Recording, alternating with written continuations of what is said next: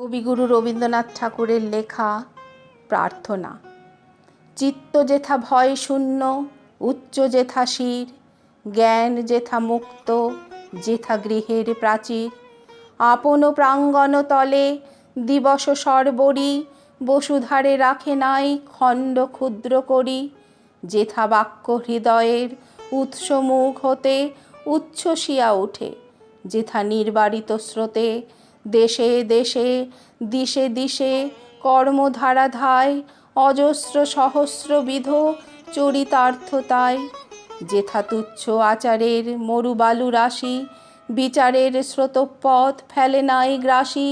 পৌরুষেরে করেনি শতধা নিত্য যেথা তুমি সর্বকর্ম চিন্তা আনন্দের নেতা, নিজ হস্তে নির্দয় আঘাত করিপিত ভারতের সেই স্বর্গে কর জাগরিত। Where the mind is without fear and the head is held high, where knowledge is free,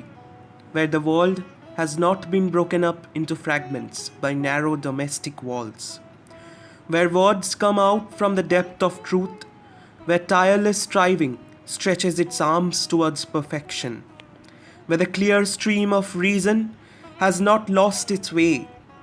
into the dreary desert sand of dead habit, where the mind is led forward by thee into ever-widening thought and action, into that heaven of freedom, my Father, let my country awake.